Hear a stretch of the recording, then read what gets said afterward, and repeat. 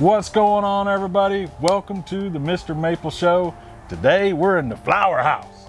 Guys, I'm Tim, this is Brian. We're MrMaple.com. We ship directly to your door, a mail-order Japanese maple nursery, but we do a bunch of other things. And today we're talking about some of those bunch of other things. Absolutely, man. Sometimes, most of the time we're all about those Japanese maples, but today we're giving you a little bit of flower power. We're in the Azalea house, is what we call the Azalea house. We have tons of flowering trees and shrubs, azaleas, rhododendrons. I mean, we have a vast array of amazing ornamental plants for your landscape. So, don't just think about Japanese maples when you come to MrMaple.com. There are a lot of other things and exciting things that you can add to the landscape to really provide a diversity of plants. So we're excited to share it today. Yeah, many of y'all may know we add 10 new plants to our website on Tuesday at 10 a.m. Really, it's like 20, and it's Japanese maples, tons of them. But on Fridays, we add 10 flowering items. So you can get some really cool plants if you like flowering items. Make sure you sign up for our weekly email. I mean, you don't ever know what we're gonna be listing. It's always something really cool, really different. Sometimes it's peonies, sometimes it's azaleas, sometimes it's osmanthus.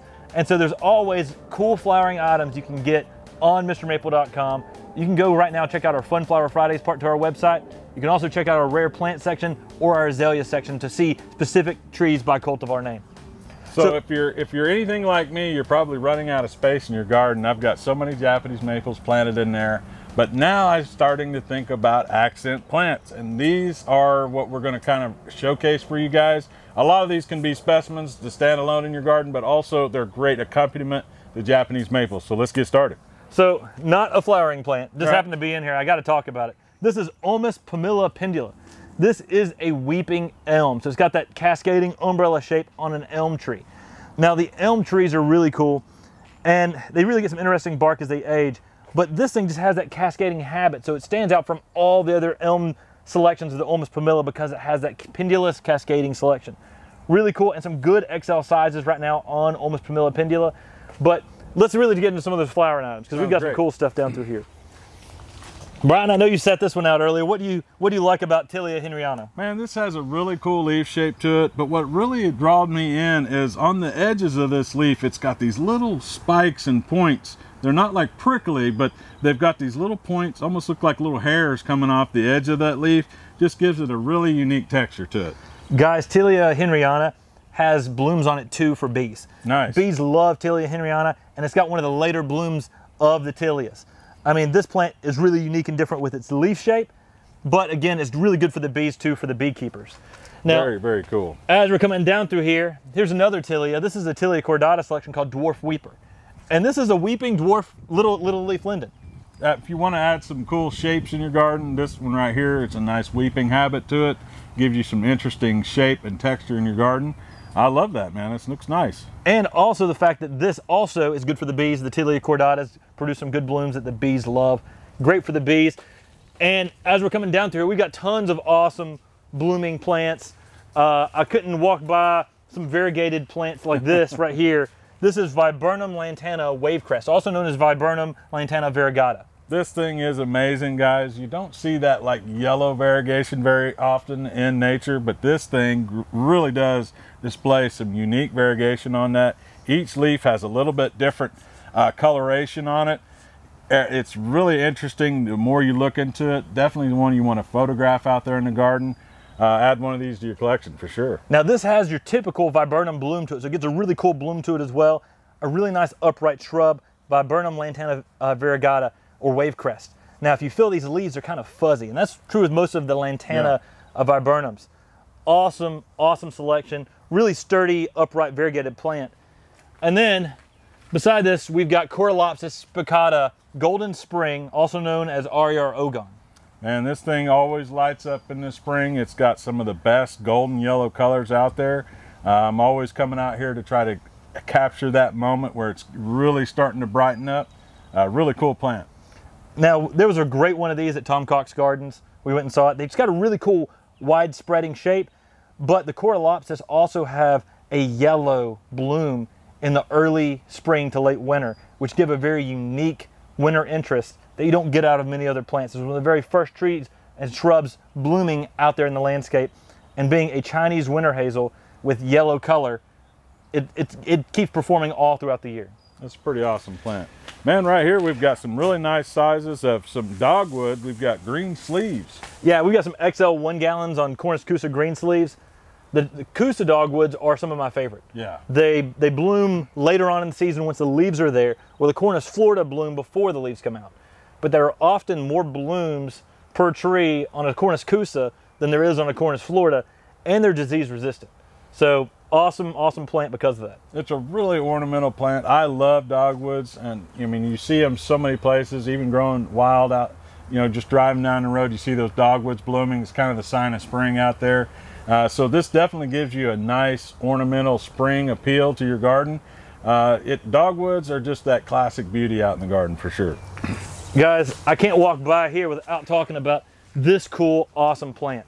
We've got some rhododendrons and azaleas on our website, but this is a small dwarf rhododendron called Ever Red. And that's because the new growth is this burgundy red color. The older growth is this red green that really almost turns like a blue green at times. And that's kind of where it is right now, is it's sort of bluish green. I mean, this is an awesome plant, but then this thing blooms too with red color blooms. Man, this adds a splash of color to the landscape for sure.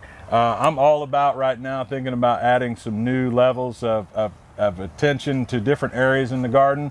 And so I'm thinking, you know, I need some rhododendrons, I need some azaleas, and this one's going to give you even some foliage interest, which is unique to rhododendrons. Usually they're just a green. You get some nice red and kind of purplish color bouncing around in there, plus you get that red bloom.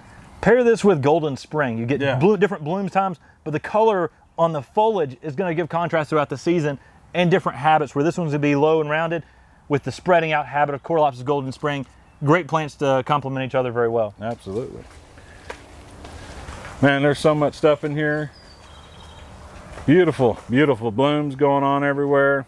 Guys, right here, What I got a Tim? virginicus selection. This is a selection by Brian Upchurch called Emerald Night. Now, in 2013, Matt and I purchased all of the assets of Highland Creek Nursery. And this was an introduction that he introduced in Fletcher, North Carolina, about 15 minutes away from us. This is a male selection of the Grantsey Graybeard, the native fringe tree. And so when this tree leaves out in the spring, it doesn't leaf out quite before the blooms. The blooms come out first. Nice. And it's just covered in white dangly flowers. And those white dangly flowers are a showstopper. Now, the reason the male selection is awesome is because the female selection produces fruit, and that fruit can drop around and become messy. Being a male selection, you're going to be absent of that fruit, and you get those white blooms all across this tree. Really cool. So we walked by this earlier, and we definitely wanted to talk about it. We've got another rhododendron here, man. This thing's really got a nice bloom to it, kind of a pink red color. Really showy, man. I love how they've just got like a round cluster on that. Beautiful, man. Yeah, it's a smaller compact selection called Fred Pesty, or maybe Fred Pest. I'm not exactly sure how to pronounce it. But this plant puts on a show with large blooms. Now, it may have less blooms per truss than some of the other rhododendrons, but the blooms themselves are much larger, which gives a dynamic show. And it's really more about like a pink red color. Yeah. And that pink red color stands out. I mean, it's more towards that red side, but it's got that pink flavor in there. It does. And this is just a fun rhododendron that's pretty unique and pretty different. And you say this stays small and in its compact shape. Yeah. Definitely one I'm going to be thinking about adding to my collection. See, I'm always kind of shopping too, you know. I'm working, but I'm shopping also. Guys, I've got Califcanthus rastonia heartledge wine here. And this is a flowering sweet shrub. Now, the J.C. Ralston Arboretum is in NC State, and that's where it gets the name of Rastonia. But it was actually a grad student at NC State University that hybridized one of the Chinese flowering sweet shrubs that has a larger bloom with our native flowering sweet shrub to get a larger purple blooming flowering sweet shrub for the landscape and garden. Man, this thing's got a really cool flower. I saw these blooming out in here. I'm thinking, man, I better get the camera out here and capture this just so that we can display to you guys what this tree can do and what it can add to your landscape. Definitely a really beautiful flower on that, very ornate. Each petal is kind of separate. Definitely something that could bring in those pollinators too. They're going to love that big flower. All right, yeah, let's head right over here. Man, the variegation on this thing is crazy. Guys, we're dealing with a variegated Virginia creeper.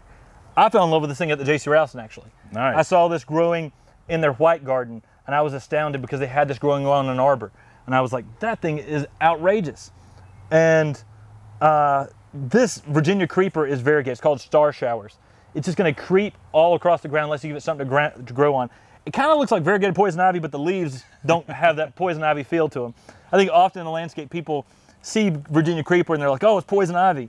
Well, this will look like a variegated poison ivy. And it's a cool little ground cover vine that just keeps giving you that white on green variegation. Yeah, I love the idea of putting this next to a little arbor where it can grow over top of that and providing a really interesting, you know, texture and color. I mean, this variegation is pretty outstanding.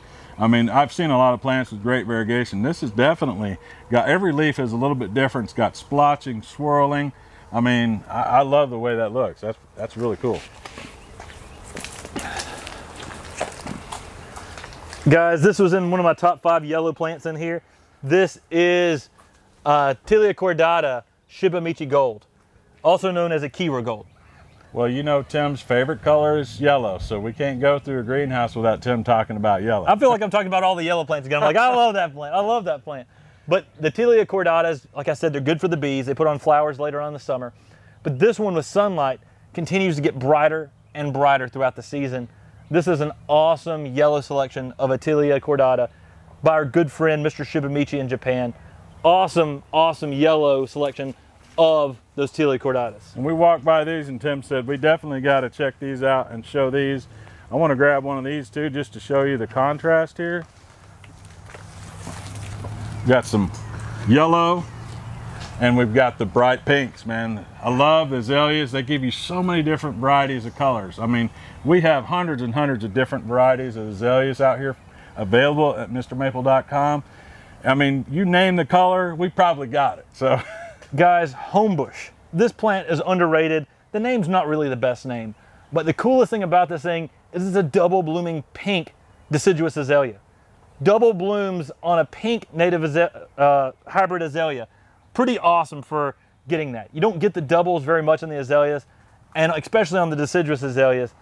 Homebush, a rock star in giving some awesome, awesome pink blooms in there. And the trusses are just perfectly rounded. I love just all the varieties of colors. We've got a beautiful yellow one right here. What is this? We got Jan Sturges. Yeah. Beautiful, man. Big blooms on that. Love that white to yellow color on that bloom. I mean, those blooms are 2.5 to 3 inches on Jan Sturges. And you know, contrast that next to some pinks, some reds. I mean, there's so many colors out there to contrast with azaleas.